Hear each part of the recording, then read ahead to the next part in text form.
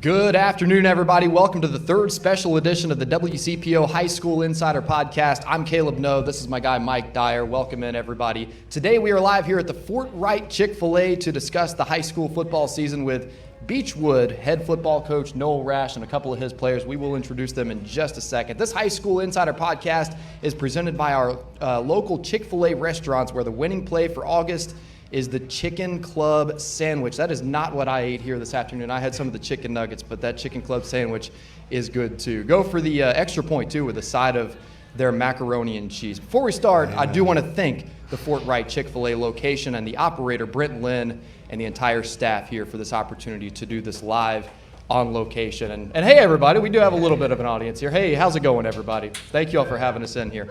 Again, this is Beechwood head football coach Noel Rash, and he's got a couple players here with him today. If you all want to just introduce yourselves here for us, that's the better way to go about this. Parker Mason, senior slot receiver. Luke Slusher, senior lineman. Parker, what is your go-to meal at Chick-fil-A? I usually get the 8-piece and Polynesian sauce. I love that Polynesian. And those waffle fries, right? Yeah, of course. Luke? Large, of course. I like the spicy chicken sandwich the most. All right, so I've been kind of running point guard here so far. This show is technically. Caleb, just a few minutes ago. Well, Parker already did. I had the 8-piece chicken nuggets. Yeah. Great minds think alike. Of course. This show is hosted by Mike Dyer, but I have kind of home field advantage here. I'm a Northern Kentucky resident, so Dyer was like, you know what, you want to take this thing away. Dyer, why don't you start out here with talking to our guy, Noel. Obviously, a Beechwood reigning 2A state champions coach, and every coach says this is a new journey, a new chapter, as it were, each season. But tell us what you like most about the Tigers this summer. Well, I like the fact that we're returning a lot of starters and a lot of people that have been on the field on Friday nights. You know, high school kids, it's an awesome time in their life, but as a coach, if you haven't been under the lights on a Friday night in that intensity, in the environments that we're lucky enough and fortunate enough to play in, you're not sure how they're going to do. I know how these guys are going to do, and they are, the more critical it gets, the better they get. So I'm a very fortunate soul. You know, like anybody else, we stay healthy and we stay committed, we got a lot to look forward to. You said when we were talking a little bit before the podcast today that this is a special group of guys. Sometimes a coach, and I'm sure you've had teams that when you were going into the season, you wondered what type of group of guys is this? But going in, how do you know that heading into the season when you haven't even played a game yet? Well, because they've all, we lost basically the two corners and we lost an offensive lineman and some other role players that were very significant to us. But the vast majority, we're returning basically 9, you could argue 10 on both sides of the ball. And when they get in those critical situations, there's only so much time. These kids are in class all day, so you don't get to test them as much as you can do on the collegiate level. And so to know how they're going to perform in critical situations, or have them already performed in that. Well, and you all had some critical situations last year, like that West Carter game is one great example of that, and there were others too. But yeah, the state game had a bunch of plays in it too that were like that. But yeah. there's a bunch of plays throughout the year, but and it's. The point, being with me and this group is it's a nice, it calms your soul as you get older, and it's nice to go into it with that calmness, knowing that the guys know how to perform. I don't want to bury the lead anymore here, but let's just talk about right at the outset here. Storyline with Beechwood this year? National publicity. I'm trying to think here. Yeah, obviously, your quarterback, senior Cameron Hergott, was featured in Washington Post. Yes, sir. This week, and I think a lot of people know the backstory of him able to redo his senior year per the Senate Bill 128 here in Kentucky. But tell us about Cameron and how you think he's improved just even from a year ago, a year removed from being Kentucky Mr. Football. Well, I'll include these two that are sitting next to me, because one of the things that you want to do with all these returning guys is take their game to the next level.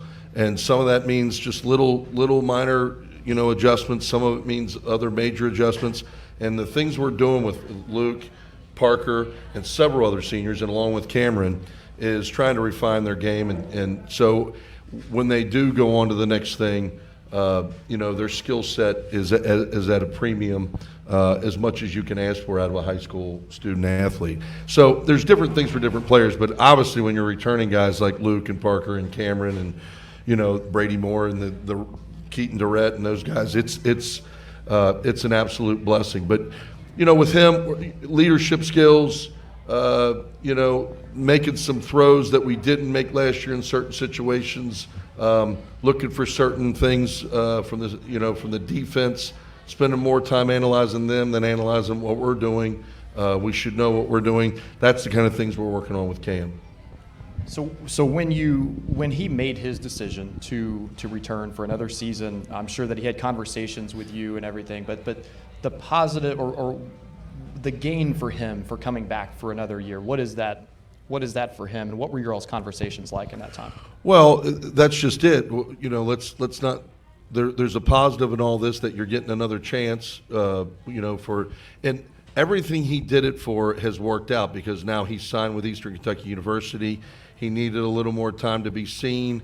He went to the camp this year. They finally had the camps back, and he gets back and he gets an offer. So it worked out for him. But the most important thing was understanding the pitfalls to this, the things that happened on social media once he made that decision, the things how people are going to treat you. And I don't have an issue with it. I mean, personal attacks are hard to deal with, but it is the nature of social media today. And when you're going to go into the arena, you got to be a big boy. And the same thing's going to happen at Eastern. The same thing's going to happen at Luke at Western. Quarterbacks obviously have more light on them than offensive linemen in a general sense. So he's going to bear the brunt of it. But I'm glad that he's going to do it with us. Greg's our offensive coordinator, which is his uncle. So to have that kind of family surrounding and a little tighter connection while he goes through these difficult adjustments of people, for lack of a better way of putting it, going after him. I'm extremely happy about that he's going to be with us. But the conversations really dealt with, if you do this, what happens if you don't? What happens if you blow your knee out? What are those things? Is this where you want to be? And he was adamant that this is what he wanted to do. He loves these guys. And he has a very close connection with this year's senior class that I think played a significant role in why he made that decision, along with the fact of giving himself a second chance. And that's it. Building those relationships with your teammates is critical. And, these guys they are tight-knit. Parker, I see you nodding your head there. What was that like when Cameron announced that in May on Twitter, obviously, and the reaction afterward? And maybe what is it like now where you just want to move on, you want to get on with the season and not have one player on the team get all the spotlight, obviously? Obviously, when I got the news that Cam had the opportunity to come back, it was huge for our team, but also it was for him because I feel like he didn't get the best opportunity he could have got to go to that next level with COVID and all those camps being stopped. And he came back from that Eastern camp, got his offer, and now it's just been boots on the ground. We're getting ready for this year. And he's being Mr. Football, as he usually is. Parker, obviously Beechwood, when you guys go into a season, the goal is, state championships in 2016, 2017, 2018, 2020. And Coach was quick to remind me about the wild state championship game that you all had this past year. Take me back to that game. I remember watching it. I remember how stressful it was for me because you all ended the game like right on deadline for me, and I was trying to get it into the show that day. And just the craziness that happened in that game. Take me to it was the double doink, right? Oh man! Take me into that play and. The ball went up and it looked left and it was left and it hit the pole and it came back down and hit the middle pole. And I've never seen that before. My grandpa in the stands, coached for 1,000 years, never seen that before. And that whole game is just.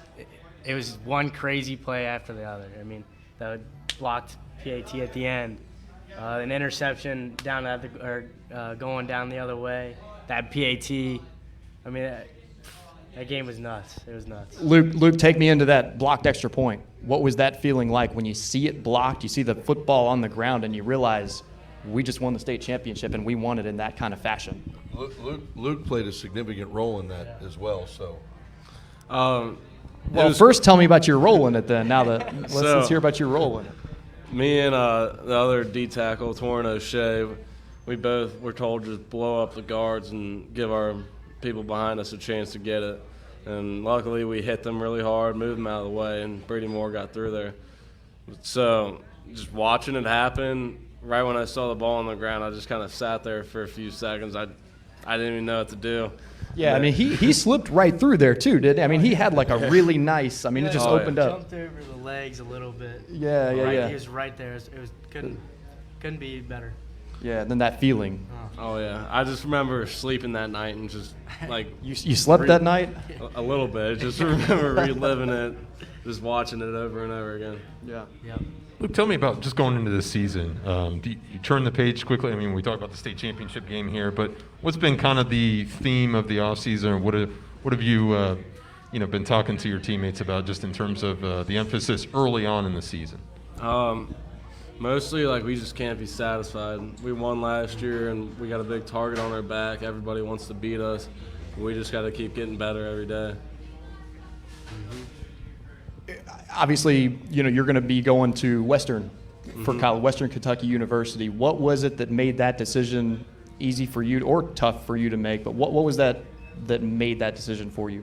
So they were just they were the most consistent throughout the process, and I had the best connection with their offensive line coach and their GA.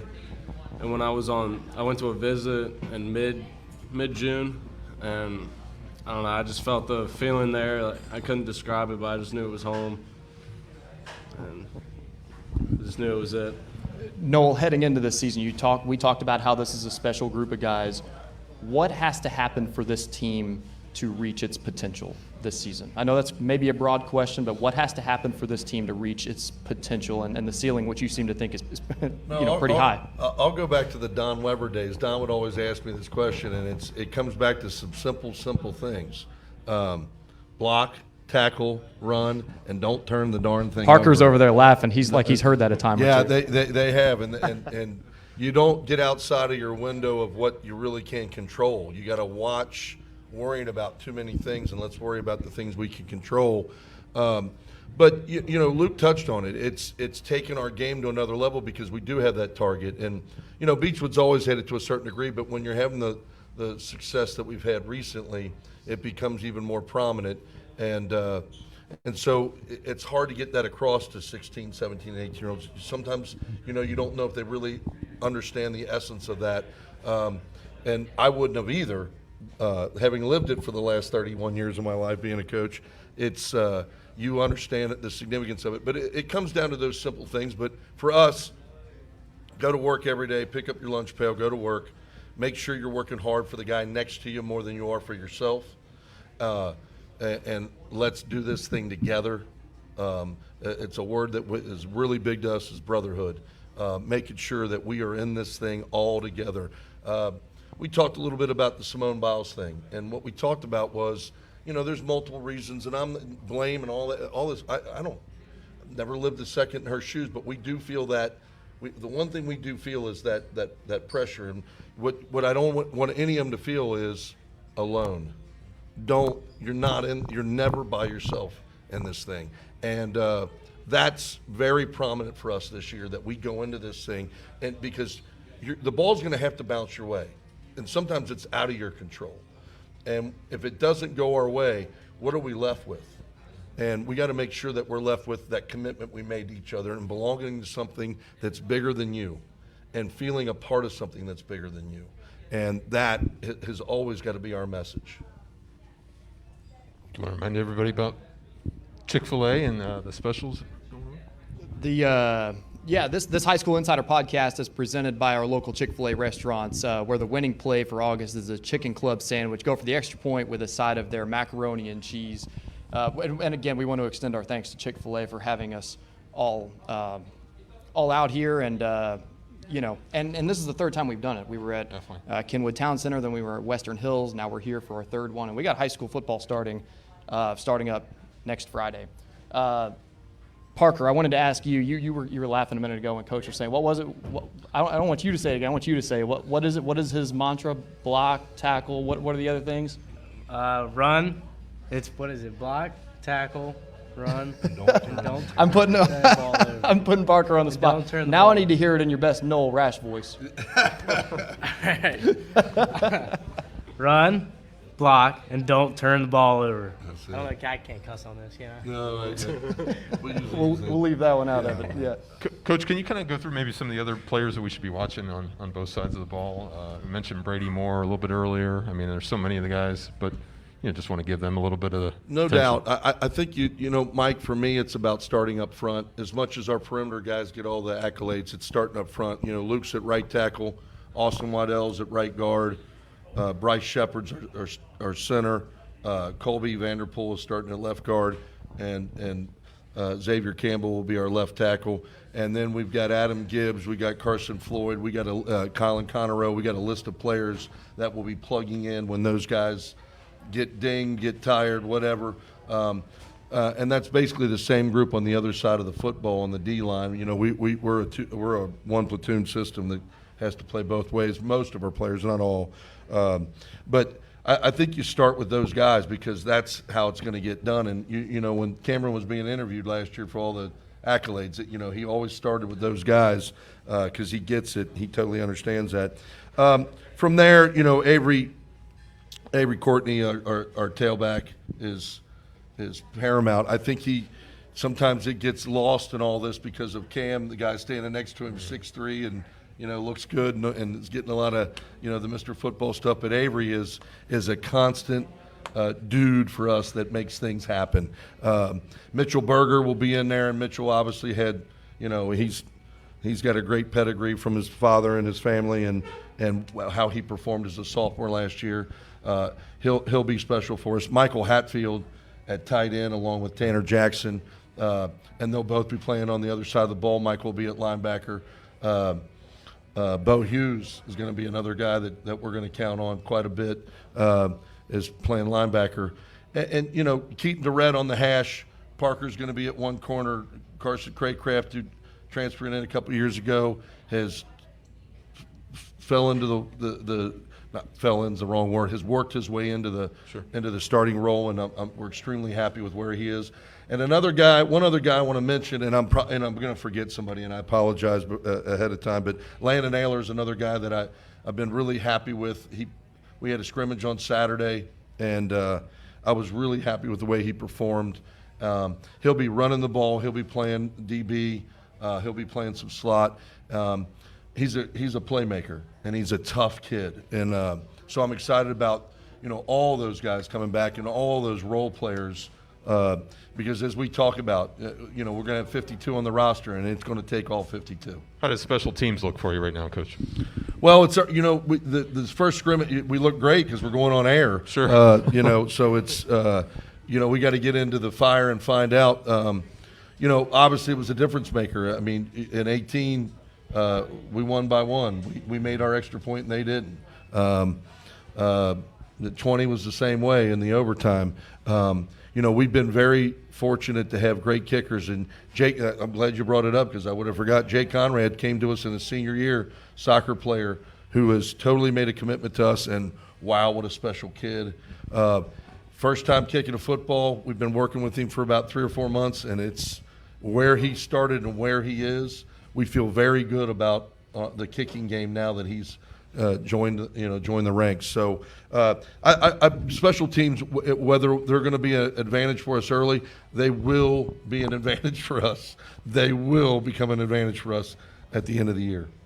Every podcast reminder here, we do support kickers on this podcast. Yeah, giddy up. We were talking about your schedule before the podcast a little bit and how you all play bigger school. I mean, you're a 2A football program, and I just had your schedule pulled up. I'll pull it up here again. But looking at some of the big schools that you all play, I mean, Fairdale to open the season, that's a 5A school. A few weeks later, Simon Kitten here locally, a 6A school. Covington Catholic, a 5A. Dixie Heights, 6A. to play these bigger schools as a 2A sized school, just break that down for me a little bit, because you don't see a lot of 2A schools playing 5 and 6As, much less 4 or 5 in a season. Well, we're blessed with the success we've had, which is bred. We got facilities out of 5 and 6. We got college facilities, so we're very fortunate. So there's 2 basic reasons for why we do it. One has always been the formula: let's play some big teams early. Let's try to come out of it healthy, but let's get banged up a little bit, beat up a little bit, and let's find out our weaknesses and secure them, and then make a playoff run. So that's number 1. Number 2, with I don't even know what they call it. It's terrible. I should know, but we have the rating systems now. What is it called? The RPI. Thank you. The RPI. So Harbin ratings came to mind, and that's Ohio, Mike's. right. That's Mike's Ohio. So, but the point system has become, the RPI system was put in place a year ago or 2 years ago, and we've had to change the formula how we schedule teams. So there's one more 5, 6A team on there than I normally would do, because the multiplier for those teams, the one constant is you don't know how many wins and losses they're going to get. You can crystal ball it all you want, but at the end of the day, you don't know how their schedules are going to go and how they're going to perform and whether they're going to stay healthy or not. But what you do know is the multiplier for the larger schools is a higher multiplier, and it's going to give us more points. And so that's a constant. So we know we can go into, so that's another reason for this. But most importantly is, let's find out our weaknesses, let's secure them, and let's get on a playoff run. What do you say? Time for some trivia? Let me ask. I gotta you find got some out more one more questions. thing. All I right, gotta all find right, go out one ahead. more thing here. I So want to get ahead of myself. every Friday night after the high school football games and our 11 o'clock show, the Friday Football Frenzy, which is sponsored also by Chick-fil-A, we're very appreciative of that. We like to get on social media, and if there was a big play, put that play out there. Have a little fun with it. I got to know, I'm trying to keep up here, man. Like, I'm getting older every year, and I'm trying to keep up. I want to know what your all's go-to social media is. If we're going to hit you all with a big play from that night, what's is it Twitter still? It's Twitter. Okay, see, I feel like social media is like running away from me at this point. Like, I gotta catch up. Like, I've always been big on Twitter or whatever, but so many people are on IG now, and we got people on TikTok. Like, I got a TikTok like several months ago. I made 2 TikToks, and then I never got on the app again. Coach is on IG and TikTok, right? No. But you're on. You might not have a That's TikTok. not my cup of tea. You don't have a TikTok, but you've got a presence on TikTok, I hear. Apparently, I've done a couple videos with students that short little dance videos. Kids were getting extra credit for. So I think they were all dance videos, and none of them lasted more than I mean, 2 we or can 3 push this seconds. table out here, and if you want to show us your TikTok I dance. can't remember. Bo Hughes and I did one. He said, "Coach, I got to do it. I got to get extra credit." I was like, "I'm in. What do you need me to do?" Have you all seen this video? I have not. I watched that. I have not. I haven't. So I never watched. How was it? I mean, Oh, I got moves. It was pretty good. it's pretty good. Yeah, Got moves. I've Okay. got moves. I think we're good for trivia I was now. going to say, maybe you can get Coach to promise or guarantee something with strings attached to the season and the success. If Maybe you could. I'm just saying. I will say this: the huge positive of all this was what you guys did with the media plays such a significant role when it comes to some of these awards and stuff. And with Mr. Football, you guys were so great about the coverage and about how you handled that situation, and it helped. I mean, Cameron's talent obviously is the biggest part of it, but what you guys did to help in that regard was awesome, and what you do for high school athletes in general, really appreciate it.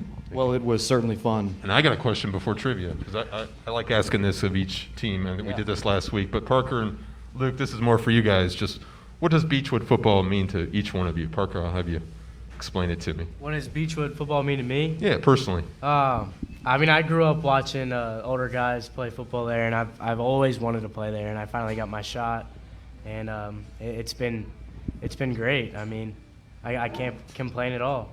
I love it. Luke, how significant has the Beechwood football program been to your life? It means everything to me. I came in as a sophomore. I mean, I was a big kid with a build, but I wasn't really I wouldn't say anything special, and they've helped me work my way up, and I get free school for the next 4 years thanks to Beechwood.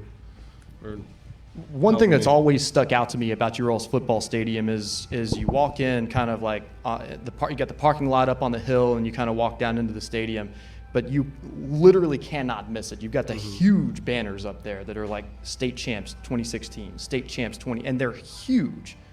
And it's just, I can't imagine the pride of walking in and seeing that every day, but also I don't know if pressure is the right word, but maybe the pressure of this is our history. This is the tradition that we're here to live up to every day. What's it like seeing those banners every day when you walk in there? I wouldn't really say it's pressure. Just it gives you The standard. That's probably the word I was looking for. It This is gives the you standard. Yeah. It gives you another thing to tell you, like, I'm here for a reason. I need to work hard and make everybody before me proud. Was that intentional, Noel, to have those displayed how they are out there? Well, oh yeah, it's very intentional, and it's has nothing to do with bragging. It really wasn't really intended for our players so much as it was when our opponents come in. I love when 15 and 16-year-old kids look up at that thing and go, "Holy cow, what did we just get into?" So it was all about getting that up there for that reason. Talked to several local coaches, and Corbin was one of the groups that we kind of picked up from, and we were like, because the opposing team when they come in, especially if they're coming in from the long Corbin's road a powerhouse trip, down there for it's sure. a lot Yeah. it's a lot to take on, and you can get a 15, 16-year-old, 17-year-old mind pretty quickly. So we definitely did it for that reason, but it's also to celebrate what our history is and the past and obviously the current group. How about some trivia? Let's do Caleb, some trivia. Go ahead. Did you all study up on high school football here? Heading into this? No. Beechwood history here. No. All right. So Beechwood has won. Make sure y'all not cheating over here. 15. Beechwood has 15. won. What was it? 15. Oh, they're going. All right. Well, let's get out of here. No, that's not the question. You think you're ahead of me. That's not the question. Beechwood has won. Say it. 15 state 15 championships. state titles. What was the first year Beechwood won the state title? 84. 84. Are you sure about that? Yep. Okay. Let's see Who here. was the coach? That was Who was the coach? And what was the score of the game? The banner doesn't say that.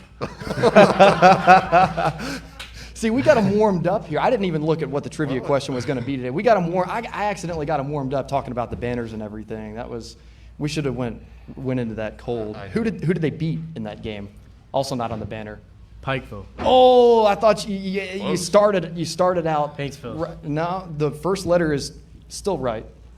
Not Pikeville or Paintsville. What else is This was Class A. Pulaski. Pulaski? No, That's like- that's also a good guess, but no. It was Paris in Class A.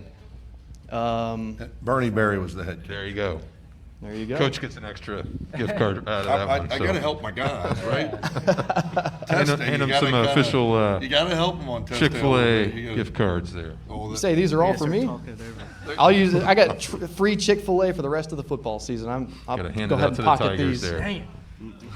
Thank you guys. Here, Good job. Take you some free I'll get here. you chicken guys. club sandwiches there. That- He likes the 8. Parker likes the 8-piece. I can tell think you, that's at a our lot. school, this is better than cash. Our kids love this stuff, and I do too. Don't do what Coke did. Don't change that mac and cheese formula ever. Yes. That is incredible. We don't need new mac and cheese. Hey, you know what would be good? You gotta get a little of that mac and cheese, and the chicken sandwich. Take the bun off, put some mac and cheese on the chicken, then put the bun back on. I and haven't tried that. I will. have you a mac and cheese chicken sandwich. See, we're Getting creating new ideas here. Yeah, Taking yeah. notes. Hey, if y'all can hear me back there, we're on the loudspeaker here. The chicken sandwich with mac and cheese on. We got to get that on the menu. Thank you so much, everybody, for watching this Beechwood High School football edition of the High School Insider podcast. We want to extend our thanks once again to Chick-fil-A, the local Chick-fil-A restaurants, especially the Fort Wright location today, for having us here with Beechwood High School. Good luck to you guys moving forward this season. You all got Fairdale to start the season next Friday. Mike, Caleb, WCPO Channel 9. You guys are always great with high school athletes across the board. You're especially You treat us very generously, and we appreciate you guys as well. It makes a difference, and I love it for these kids. Thank you, Coach, for the kind words. We are so proud to do it. There's one more thing I wanted to tell you. You know, there's somebody that's going to be watching that season opener really close, somebody who's never watched a Beechwood football game before, and that's my dad. He's All a right. 1981 Fairdale High School grad. Giddy up. All right. I love the connections. I love all those connections. We did a report on you all on TV a couple weeks ago, and we mentioned that Fairdale was the opening game. My dad was watching, and my dad was like, I got a high school football game to watch then on August 20th. Well, hopefully we'll make it entertaining, but a W for Beechwood. Thank you. Hopefully. I'll tell my dad you said that. Hopefully. I'll tell my dad you said that. Thank you, everybody, for watching, and we're looking forward to high school football season. Season openers on Friday night, August 20th.